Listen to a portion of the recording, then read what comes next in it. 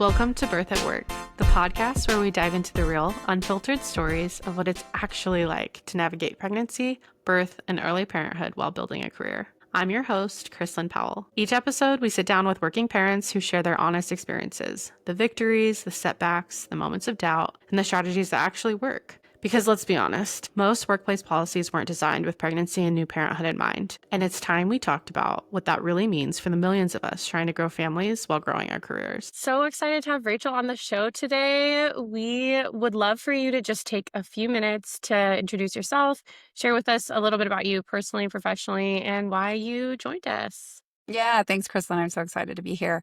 My background started actually in teaching before switching over to tech. And I grew up kind of in this conservative family with really traditional values around gender where I just assumed that I needed a mom job. And so that's why I jumped into teaching, loved it, transitioned to tech sort of by accident. I mean, we can get into that a little bit more later, and really quickly found that I could be successful there as well. And because we had already been in this space where we'd started having kids and like the transition kind of came in between there, I jumped into the more corporate world as a mom already. And I actually feel like that was one of like the greatest advantages for me was the kids part of my career was always non-negotiable, right? It was never like, should I go for the promotion or should I get a raise? Like, what if it's time for me to start having kids? Like they were already there and I wanted them to be a part of my career journey, just the same as like I wanted to be there and present for them at home. So my background, the last 10 years or so, maybe 8 years, has been in tech, mostly in startups. I took a year break to go get my master's degree at Cambridge, and it was a phenomenal experience. We got to bring the kids as well. And on the side, really, my passion project is around gender allyship. So because I made that transition from teaching to tech, I've seen the need to bring men into these conversations, like to really create allies, not enemies, because I do not believe that gender equity is zero sum. I think it lifts all of us. It lifts men, women, everyone on the gender spectrum. So that's a little bit about me and a little bit of what I'm passionate about. I love it. I love it. So excited to dig into this. And thank you for sharing a little bit about you. Of course. And your mission and all that you are striving to communicate to the, I feel like, greater society right now and just pushing forward the good work. So let's dig in and talk about, I know you mentioned, like, for one, when you joined the tech scene in Utah, you already had kids. You weren't actually going through the birth process and navigating that. And so that was kind of, to your point, your advantage. Yeah. And you actually were a high school English teacher before that. So talk a little bit about that transition from high school English teacher to marketing director. What was that like for you?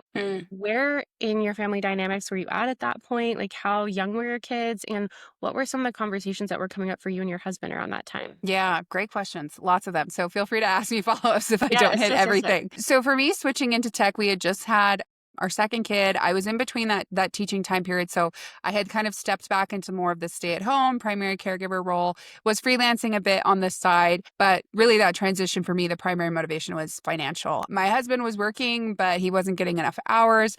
We were not making ends meet. And I just kind of looked at the bank account one day and I saw like, we're not going to be able to pay rent next month. We've got about $80 to our name. And I think I had really felt boxed into this role that I had to be a stay-at-home mom, like that this was the best thing that I could do for my family and my children. And I was looking at those dollar signs, you know, the few digits that were left in our bank account. And I thought the best thing I can do for my children right now is keep a roof over our heads, is keep them fed. And so I dusted off the resume. I started applying just to any job with a LinkedIn easy apply button and got really lucky. Within a week, had gotten an offer for a part-time copywriter at a startup. And it was so cool stepping into that space, even though I was the only woman in that office and have since had the same experience at other startups. It was really cool because I just felt like my two founders, they were Harvard MBA grads, and they were willing to teach me. And I came to them with my dumb questions, like coming from teaching where I was just like naturally kind of good at it. There were a lot of women in that space. So it was just really comfortable for me to both be a mom and a teacher. I was now in this new space where I had so many questions, and being unafraid to ask the dumb questions became my superpower. And I just felt really fortunate. I grew really quickly. Like you said, within those first few years, I think I went from part-time copywriter to director of about a 24-person team within about 3 years. And so I just really learned like, oh, there's a place for me to lead here. There's a way for me to show up for both my family and for myself in this professional space. I I like how you mentioned too that coming from the teaching background and having that just kind of educational foundation, you weren't afraid to ask questions. And I feel Yeah. like that is something that I've noticed in corporate at least is that, I mean, I think we're getting better about like being curious and having open conversations, but there's a lot of perfectionism and a lot of Yeah. masking and a lot of just performance, that there's metrics involved, right? And so you Mm. kind of feel like you have to be perfect right out of the gate when you're hired or start a new role or join a team or a project. And so I love that you led with questions and you were curious and you kept asking and that feedback came, right? And you also had leaders that weren't afraid to kind of dig in there and point you in the right direction. So it sounds like when you first joined that you went in with a mindset of like, okay, this is a learning curve and like that's okay too. Yeah. Yeah. Yeah. And I feel really lucky that I was able to do that. I don't think every workplace is psychologically safe for people who might be wanting to ask the questions or who might be wanting to admit the things that they don't know. But like I went into that first interview and I was like, they asked for writing samples and I was like, does a personal blog count? When I just sent over, I literally think I sent over an essay about being pregnant and like the struggles of what that was like. And so I just felt like for me, again, it became an advantage. Like it became really authentic for me to just have being a mom as part of who I am as a professional. And again, it's always been part of who I am as a professional. And so even though, in hindsight, you think like, oh, how would I have mapped my life out differently? I feel like it's been a real boon to me and being able to think about like, how can I lead and how can I build organizations that hold space for people like me and parents like me? Yes. Yes, you have definitely been one that I've noticed at least that has been championing those conversations, Mm. just leaning in and being like, how can I be more open? How can I lift others? How can I allow curiosity to happen? And so on that note too, I feel like you're very supportive and welcoming of other women, and you were actually in a female majority profession in teaching, and then you shifted into tech, which is not necessarily female majority. So Yeah. I'm curious, was that a culture shock for you? Absolutely. Yes. Yeah. Yeah. It took me a long time to adjust and to really feel comfortable, I think, speaking up and using my voice in that space. You asked about like parenting and when kids came into the scene. My first child was born in my first full-time year of teaching. I just finished my student teaching year and then I got pregnant basically at the start of the school year and was pregnant for that whole year. And my team threw me a baby shower. They helped me like adjust my schedule the next fall so that I could have prep periods in the morning so that if baby had a tough night and I rolled in a little late, it was okay. Like they made sure that I was supported and pumping and all these things. It was just like a really normal part of the conversation because almost every one of the women that I worked with had gone through it and wanted me to be successful doing it. And I think the thing that I've found in not only the Utah companies I've worked at, but some of the out of state companies too, is that they just may not be aware of the challenges that women face. And I think most of the time it's not malicious. Every now and then I've encountered a female leader who's like, I had to crawl my way to the top. You have to too. But for the most part, like I've found that most men in these organizations want to be better allies. Like they want to be better people. They want to be more aware of the dynamics and the systems around them, but they're just not sure where to start.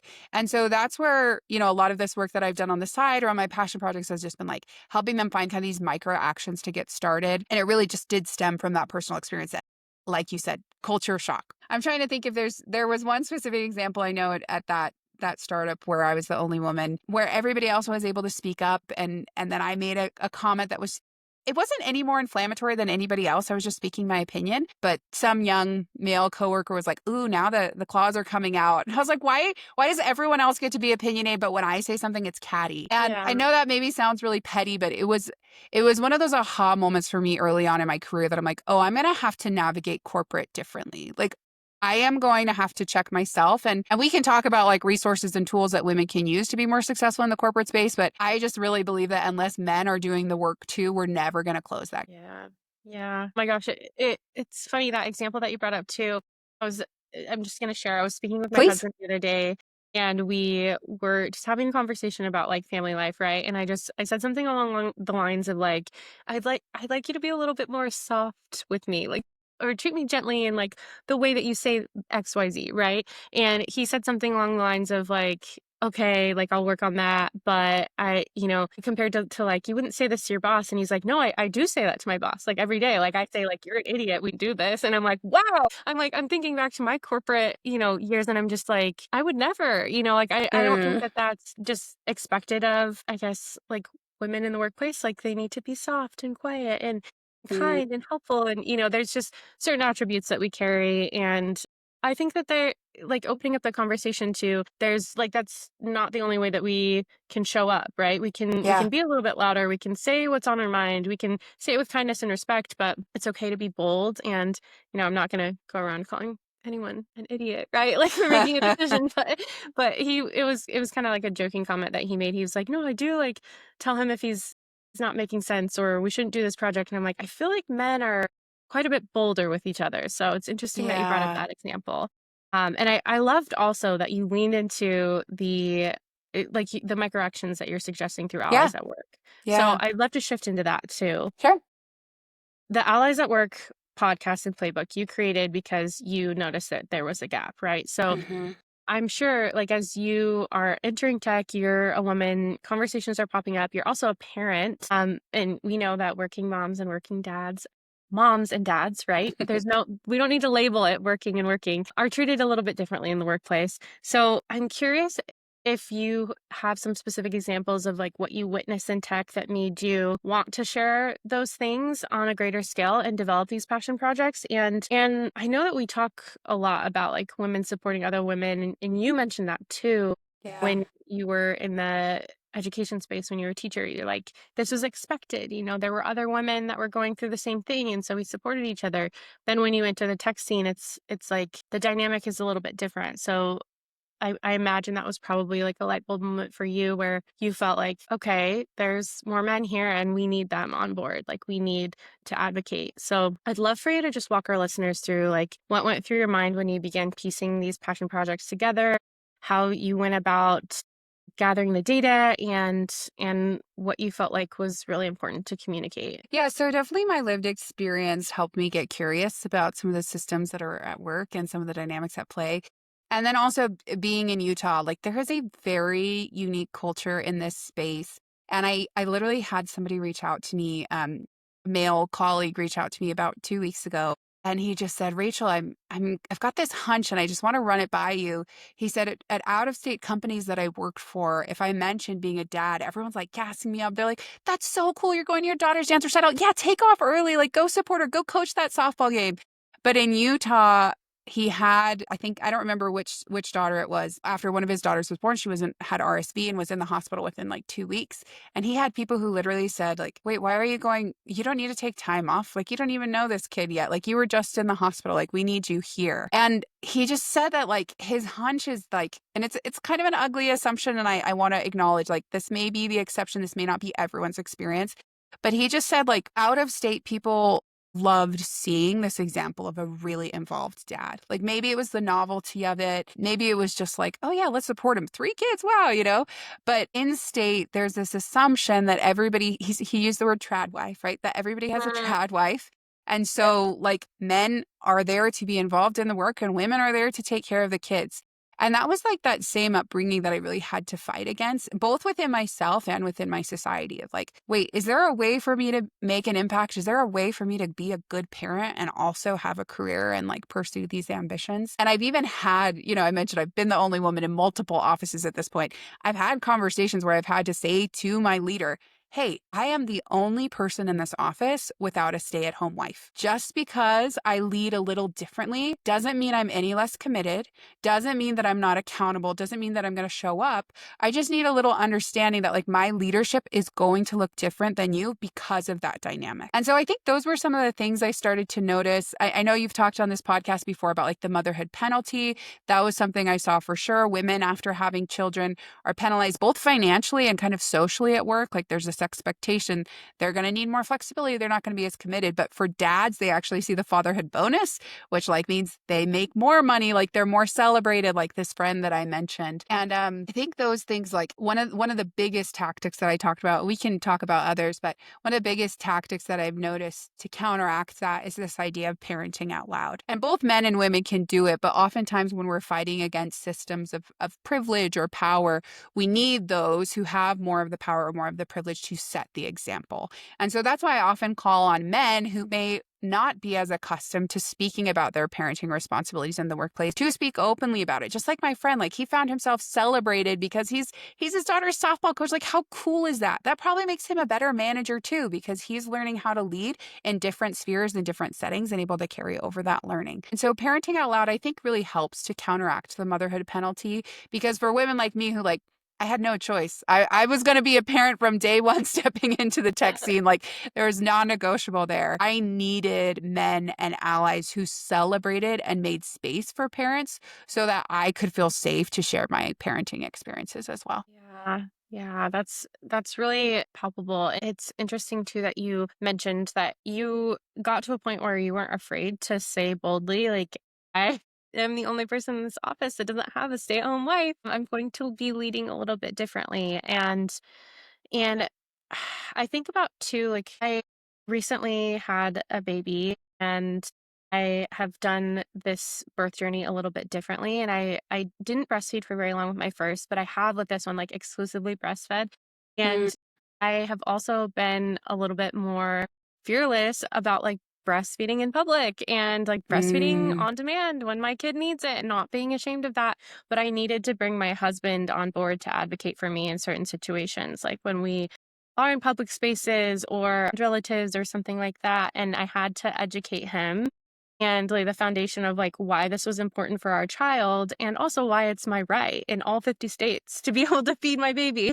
yeah. So it's just, like, ringing true for me hearing you say that it's important not only to educate, but bring the men on board who can advocate for us in maybe in, like, places where our voices aren't currently heard, or just elevating us and giving us a bigger foundation and platform to stand on, because they do have the advantage, right, of being respected in certain spaces and of being Yeah. heard. And when we do offer them the education and support and show them perspective of really, like, what's right and how to support us, it's better for everyone. So Yeah. I love that. It's interesting in this political climate. I feel like privilege, DEI, diversity, representation, all of these words have become really loaded. But one thing that I have learned in my journey and my own unpacking of my own biases is that privilege is not a bad thing. It is actually a massive power, and it is a benefit that you can give to other people. So just like you said, like being a man in a workplace with majority men, like, yes, we can notice that and name some of the dynamics at play and challenge and interrogate like how we can work a little bit differently. But what else we can do is, like, you as a man with privilege and power and influence in your workplace can stand up for the woman who needs a room to pump, or who might be interrupted in meetings, or who is feeling really nervous to ask for one day work from home because her nanny is in college classes that day or something, like, and I love that your husband has become that ally for you. I think as women, we can become allies for each other. And in the home as well as in the workplace, like, we have to have those conversations of, like, how can we lift and support each other, because we have different privilege, and that's a good thing. It allows us to build bridges. Yes. I love how you framed that, because I'm going to repeat that. Like, Please. privilege isn't inherently a bad thing, right? It can be a good thing when used in the right way, right? When good people have privilege, that is also a good thing. I once heard too that, like, money isn't inherently bad, right? Like, if Yeah. good people have a lot of money, they can do a lot of good. And so I kind of, like, tie the two together. That was just another thought that crossed my mind, is like, these things that we sometimes demonize or make it seem like, they're so privileged. They have so much money. They have so much power, so many opportunities. If good people are in those positions, that's good for everyone. Yeah. And guess what? Parenting is a massive privilege too. Like, the fact that I am able to learn from my children more about empathy, more about understanding, more about, like, clear communication and expectations, like, that becomes a superpower that I can bring into the workplace too. So I'm a big believer that, like, parenting is a privilege. And even families that are able to have stay-at-home parents, we were able to do that for 4 or 5 years, where my husband was actually the primary caregiver in our house, just because my career was paying more at the time, and it was the decision that worked for us. And I think all the time about what a privilege that was, that we didn't need the dual incomes at the time, that we were able to balance out some of those costs and that ROI, and that my kids got to have that experience with their dad and see gender equity modeled on a daily basis. Like, guess what? Dads can be involved. Dads can change diapers. Dad can wash dishes and mom can handle the P&L at work. Like it's Yes. really powerful, I think, when you figure out what works for your family and your relationship, and then you allow that to be your model. Yes. Yes. Okay. I actually, in our dynamic too, started out as the breadwinner in our relationship for Mm, several years. And then we flipped roles when we did have our first, and he became the breadwinner, and I was still working. But I really appreciate you sharing that dynamic of like your husband was able to stay at home and show that he can also a full-time parent and that he can take yeah. on those roles. And it's not just like, okay, passed off to mom as the default parent, right? I feel like we're talking about that more too. I know my husband gets up in the night. My baby is still not sleeping all the way through the night, right? So he gets up and switches off with me. He changes diapers. He does bottles when I pump milk, right? He'll take my son we have certain times that he'll take him and I get free time and we have a schedule, right? But he does all the things. He helps with housework. Like men can do that too. Like Yes. we're showing that they can do that too, and that's important. And I also think it's another element of that, and another layer is like we're setting this up to teach future generations, right? We're showing our kids that moms and dads do both, right? It's not Hmm. just one parent that is, breaking their back and trying to provide and also do everything at home. So I think Yeah. that's really important and also really special that your husband had the opportunity to do that. You're able to afford that opportunity at the time too. Yeah, I feel like I said, I feel like it was a massive privilege, and when I look at like my friends who are able to have one of the parents be a full stay-at-home parent, I think all the time like how lucky and how beautiful of a privilege that is, and like it's not the opportunity that I've had for many years in my marriage, but I still feel really grateful, and I think it's a really beautiful model. I might be jumping ahead in the conversation a little bit, but you asked me earlier about like how we kind of navigate these co-parenting dynamics. And I think what you just shared is such an amazing example. And I just like hope everyone can capture that and be like, they're sharing bottle feeding, they're sharing like the cleaning, the bedtime, the bath time, all those responsibilities. I think like we said earlier, like if you can learn how to navigate gender dynamics at home and figure out how to communicate clearly and like set clear lines of ownership for different responsibilities at home, like that will blend into the workplace and vice versa. I'm a big believer that like as men learn to become allies in their personal relationships, that they will also learn to become allies in their professional relationships and vice versa. Yeah, yeah, 100%. We, I have been being intentional about this time where, post second baby, I've downshifted a bit and been able to spend more time with my family at home. And that's just opened the conversation even more, to your point of like, what, what does our communication look like now? How are we fitting in? Like, who's taking on what? Because even though I am at home more, I'm not, your typical trad wife. Like, there's still Yeah. a support of like projects and education that I'm doing. And, one day the kids aren't going to be little and I still want to be able to work and do my own thing. And so Yeah. we've had that conversation kind of back and forth. But I think it's really important because I hear like, generations before us, like I know my mom said something along the lines of like, make sure he gets up in the night. Like that was something that was hard. It's Mm. like, kicking your dad and trying to get him up in the middle of the night. Like you guys need to have a schedule. So yeah, love that you mentioned that. But I want to pivot a little bit and talk about your leaves specifically. So Sure. I know that you had a leave that leaves that you had. Okay, so while you were teaching and then also in tech too. So you had a couple different experiences here. Can you share a little bit about the juxtaposition with those experiences and what you felt like maybe were some aha moments for you of how it was Mm. different? Yeah, absolutely. I'll say like there were pros and cons to each. Like I don't think anyone has mastered leave in the US, right? Like Yeah. so we're still figuring it out. In teaching, there was a lot of support again around just like being pregnant, about around being a working mother, but also institutionally, the support was not there. It was like 6 weeks of unpaid leave or partial paid leave if I wanted to take it. And then I had to get a sub and create all the plans and like figure out what that was going to look like. So as my husband and I were thinking about having our first, we intentionally, and we're lucky enough to be able to pull it off, we intentionally planned for a summer baby because I was just like, I don't want to have to figure that out. Like, I don't Yeah. want to have to figure out the leave. I don't want to have to figure out the cover. I don't want to have to lose pay for that certain time period. So we instead planned and were able to have the baby in the summer, June 14th, and then went back to school. I want to say school probably started about August 14th. So I was really lucky that essentially gave myself 2 months leave, but structurally that was not built into that system there. And then like other challenges were things like I mentioned pumping at school. I was really lucky to have an office. I didn't have to like go into the bathroom or sit in a stall like some women do. I had an office within my classroom where I was able to pump, but like I had a 35-minute lunch break. I had 7-minute break passing periods between class. Like it was squeezing it in. So logistically, that was challenging.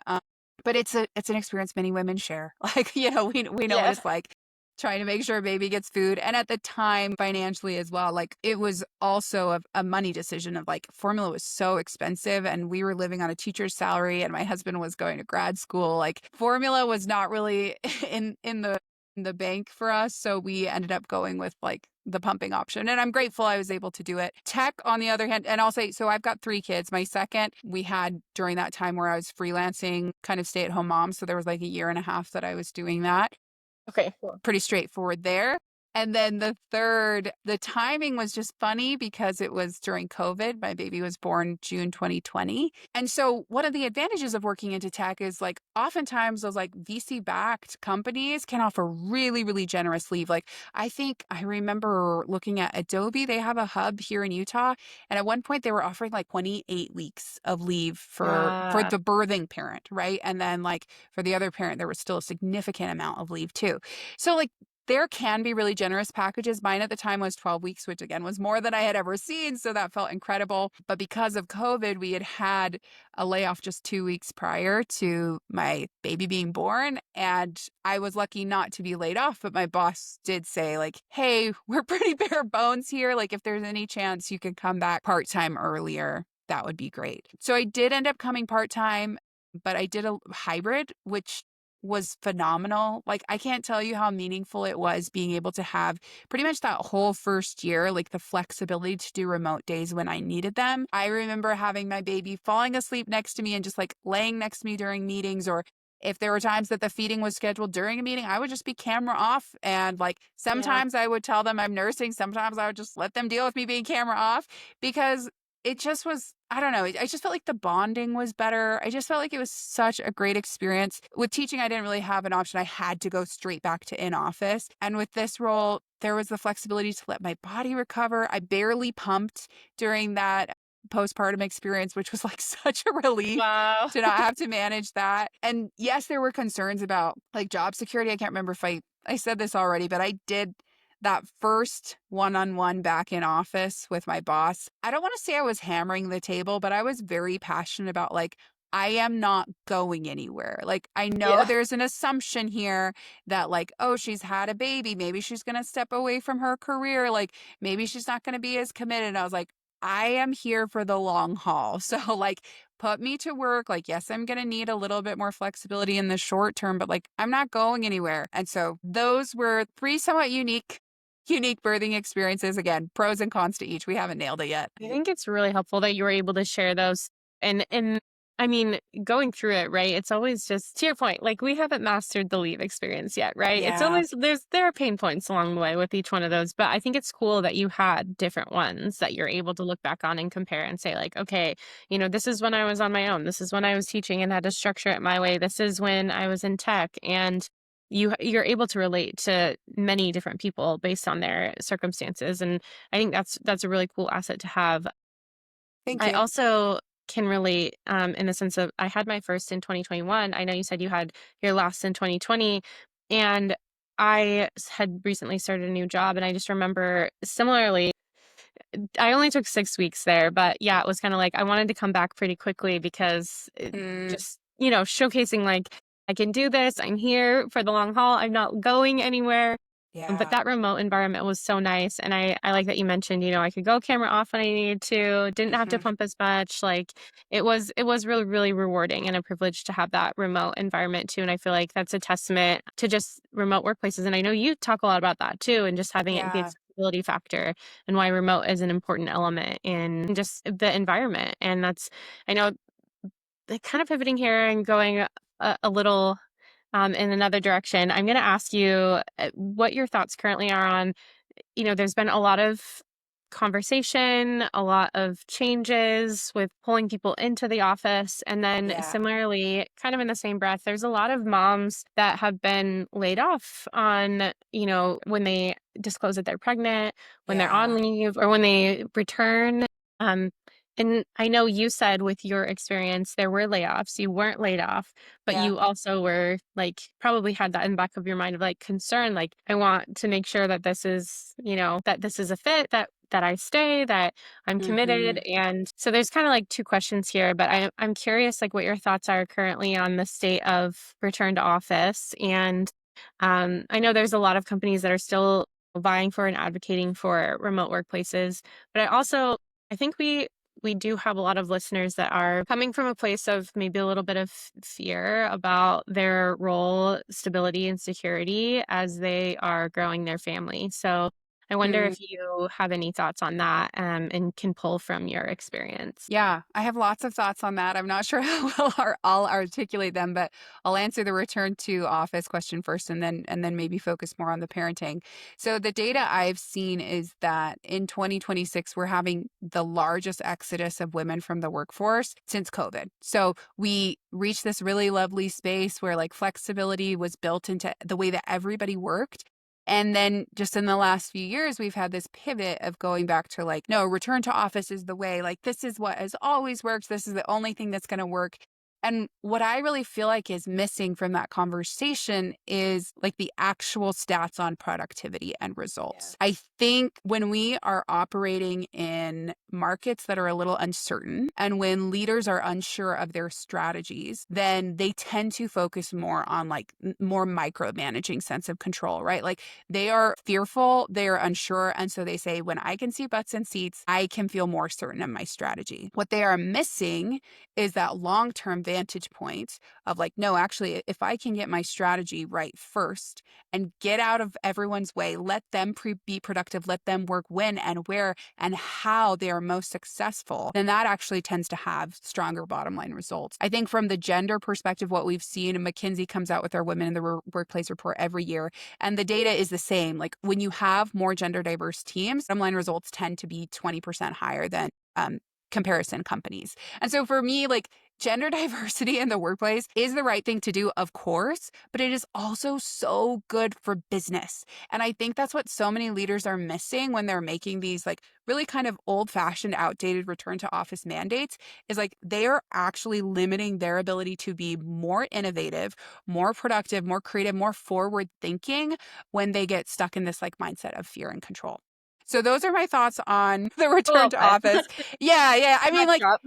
I mean, I don't know. Like, I don't know if you've seen the same thing in other conversations you've been having, but like, it sounds like you're seeing tons of women who just like feel like the workplace isn't conducive to them in this current state. Is that true? Yeah, so I'm currently a member of Society of Working Moms, which is an online community of a couple hundred women across the states. And there is, we have different Slack channels in there. One of them is working, and we talk constantly about the state of work and Mm. share articles and data about the exodus you mentioned most recently and what that's like. And there are a lot of us in that community who have downshifted from corporate, to your point, due to flexibility constraints and the change in dynamics in the workplace. And then there are a lot of birthing mothers that are worried about the layoffs that are currently happening. And Yeah. I think there's just a lot of frustration. I'll give a specific but non-specific example where there is an HR exec in that community who is frustrated because she has a remote position, but now the company is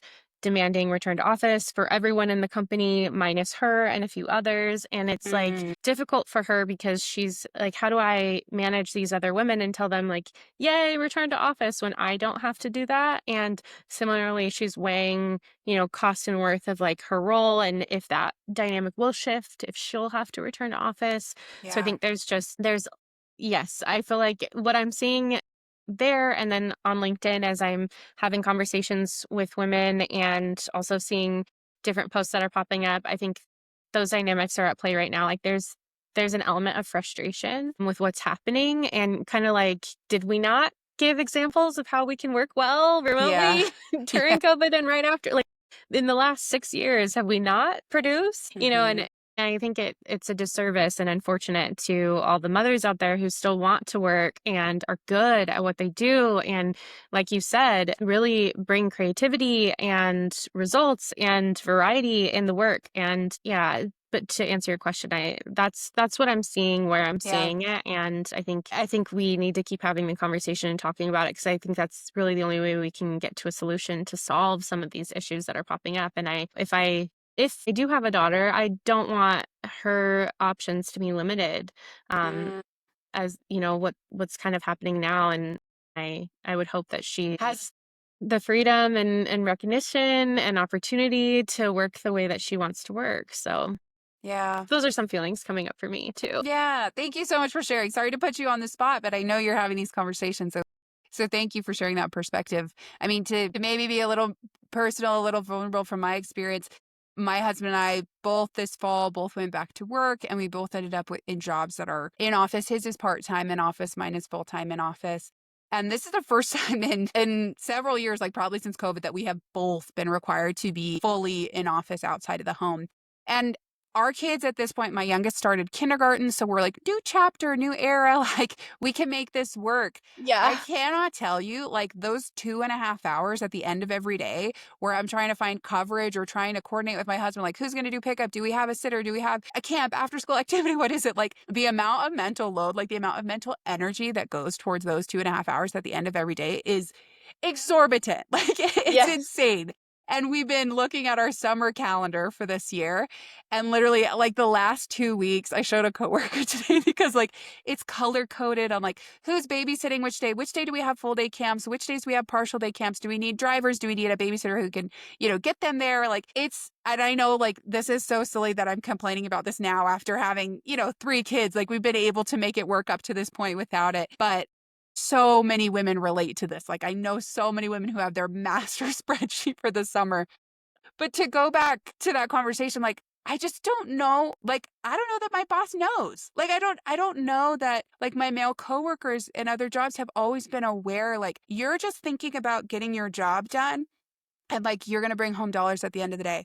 Bringing home dollars for me requires me to pay someone else. I am literally paying to be at work so that I can make money, right? Like, it's just like this convoluted cycle that there are working dads or dads, who are parents who have to solve this problem too and who carry this burden. I'm a huge believer that, like, any couple that is having a conversation about one of the parents going back to work, it is not her salary is paying for daycare. It is a joint salary where we are paying for a joint financial responsibility, right? Like, daycare is both parents' responsibilities, not one parent. But I just know that there are some dads out there, or, maybe even working moms out there, who just, like, aren't considering these things and the mental gymnastics that we're doing just to show up in office every single day. It's interesting that you mentioned too that you and your husband are both in office. My husband actually just transitioned into an in-office job too. Mm-hmm. He has like the opportunity to work remote ad hoc as needed, but there's a lot of travel involved. There's a lot of like events during the week. There's a lot of, Yeah. if I hadn't downshifted, I mean, this was part of the conversation, but he was in a remote role prior to that. And so was helping like during postpartum and everything like that. And then just got this opportunity, and we just thought, I mean, the timing's right. Like, I am Yeah. able to help out more, but it's a conversation I've had with him. Like, yeah, he does help out a lot when he's here, but I have communicated with him, like, you are child free for this amount of time. And like, you just don't have to worry about the, XYZ on these days. Like, Yeah. these hours, like, you simply have no worry in the world. You just go to work. And not to downplay that. Having a career is very important, and work is, takes a lot of energy. And I recognize that, but me pre-kids and me post-kids, different professional girly, right? Like, it was easy to just go to work and not have to worry about all of the hoops and the mental load, like you mentioned. Yeah. Yes, but I've really enjoyed this conversation thus far, and thank you for digging in there and like, Of course. yeah, and sharing a little bit about your personal experience and what's going on right now. And before, I don't want to close without also mentioning a huge achievement that you have recently accomplished, which is getting your MBA at Cambridge. I know you mentioned that at the Thank beginning you. of the conversation, Yeah. but I did want to focus on that too towards the end here, and talk about kind of why you did that. Like, I'm a huge proponent of continuing education. I think that's so cool that you essentially like chased your dreams here and made it a reality. And so I'd love for you to just share your experience a little bit more with our listeners and, kind of like why you did it, how it's enhanced your career, and any takeaways you'd like to share on the show. Yeah, thank you so much. I appreciate you bringing it up. It truly was like bucket list, like a game Yes. changer for me. And I think, I mentioned the way that I stepped into tech and stepped back, like climbed back onto the corporate ladder was kind of accidental. And I'm the kind of person who like, I'm going to take the lemons that are given me. I'm going to make lemonade, right? Like I'm going to make the Yeah. best lemonade, right?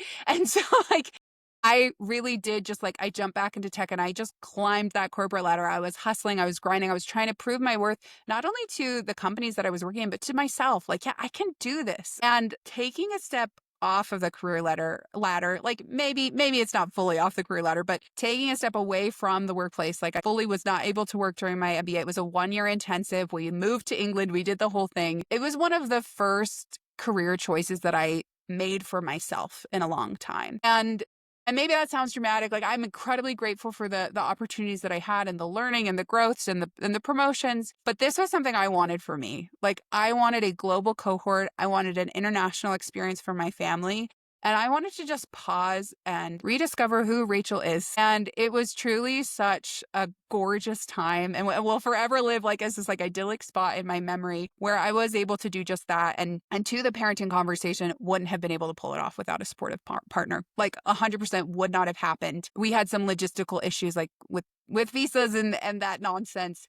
Like the first night that we landed in England after all the drama of getting there, I looked at my husband and I'm like, I don't know. Like maybe it's enough that I got in, that we got on a plane, that we landed in England. I just don't know if we're going to be able to pull this off. And he just looked at me and he's like, Rachel, if I have to fly home with the kids and solo parent for the next year, we are going to make this happen for you. And like there was a period that he did have to do that, like where there was a semester I had to be in England and the family couldn't be, and he showed up. And so I just feel really fortunate like that I had that as a part in my partner, because there were times that I kind of fell back into that default thinking like, this is a pipe dream. This isn't necessary. We're filling the roles that we need to in our family. Like my education is secondary, but he reminded me like, no, you deserve this and you need to show up for yourself here. And I will make sure that you can do that. A moment for that. That's beautiful. Like one that you were able to look at yourself and say, like, I'm making this choice for me. This is like I'm, a choice in my career that I'm actually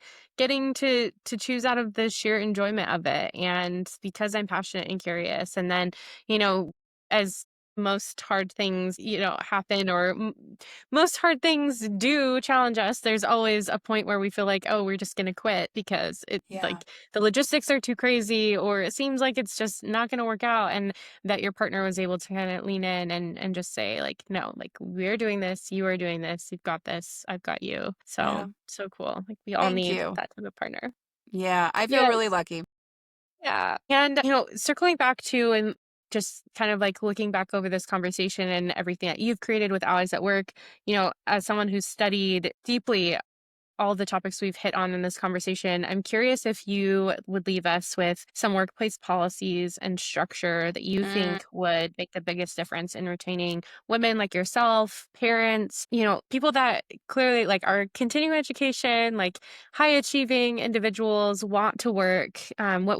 What kind of policies and structures would be helpful for them? Yeah. So as far as like policies, if we could, start with national parental leave, that would be huge. Like we're the only developed country without it. And so I appreciate that corporations are carrying that burden for now, but if we could have it be more of like a conversation between governments and corporates, I think that would be huge. I've also seen a lot of success in companies that have helped to subsidize or provide on-site childcare. BCG did a study. I think it was literally like I want to say 425% ROI from this corporate funded childcare. And whatever form that takes, recognizing that people like you and like me, we are doing the mental gymnastics, and whether or not we wanted to, that may be affecting our work. And so by taking that on as like a corporate, responsibility, something that you're going to provide for your coworkers, you're actually helping make your business more successful. Again, I really believe that it leads to bottom line results. So those are two policies that I see. As far as like I said, I'm a big believer that individuals can make change and that we should not be waiting for our corporations or our governments to like solve problems for us. men, women, we can show up for allies for each other. We can parent out loud, right? Speak openly about our parenting responsibilities. We can make sure that women and other underrepresented voices like the intern or the woman of color, like that those people are not being interrupted and that their ideas are being credited at the workplace. There's some really cool tactics around this, like amplification. Chika Tulsian's book talks about like interrupting the interrupters. And I love that idea. And then as we talked about too, just like educating yourself, noticing the dynamics at play. I tell men often, this is so silly, but like I literally told my dad to do this. I was like, I want you for the next week to count the number of women in every room you're sitting in, whether that's a corporate environment, a community environment, a church environment. I just want you to notice who is sitting in the room and who is holding the mic. And when you do that, you will start to think about, oh, are there systemic things happening here? Like, are there biases at play that I maybe haven't noticed or named before? I just think that's a great way to start. Educate yourself and share the burden at home. Yeah, that's amazing and a great reminder to all of us. Like, we don't have to wait for the systems that are in place to change. We can take that on to be allies and to support others and to notice when we can lean in and lift and advocate for those that maybe don't have as much privilege as us or aren't holding the mic, right? Yeah. Amazing conversation. Thank you so much for joining us. I would love to close with recapping like where we can find you, support you, what projects you're working on. Yeah, just let us know. Yeah, please. I'm really loud and annoying on LinkedIn. So find me there if you'd like. I've got Instagram too. I've got a podcast that's dusty and I need to update, but I'm a big believer in having these conversations, whether it's on social or one-on-one. So please feel free to reach out to me if you're interested in these topics. Yes. And then we always close with a question, what hope you have for future working parents? So I'd love for you to share like your ideal reality for those future working parents. Some of the data that I'm seeing around millennial dads is really, really encouraging to me. I think my husband's a great example. That friend who I mentioned, like we're in our mid 30s, and a lot of the people that I'm seeing my age and younger, like those dads want to be at home. They don't want to be in the office from like 9 to 9. They want to show up and have family dinner. They want to coach the t-ball teams. They want to take their kids skiing with them. That to me is one of the most encouraging things. And like in your relationship too, right? The conversation of balance and like who's going to own what responsibilities, it's happening at the beginning. And so that's where I think we're still operating against like years and years of programming of what like family life looks like, of what parenting looks like. But I'm really, really encouraged by the millennial dads who are showing up and speaking up in their workplaces so that they can be more involved at home. Too. I love that. This season is our first season where we're bringing on dads to talk about those topics. Exactly. What it's like to be a millennial dad and what it's like to found companies and still show up and help with the home and all of the things. That's a great lead in. But thank you again so much for joining us. Of course, my are pleasure. So needed in this space. And yeah, it's just been so lovely having you. Yeah, thank you. Thank you for having these conversations. They're so important. I really enjoyed this. That's a wrap on today's episode of Birth at Work.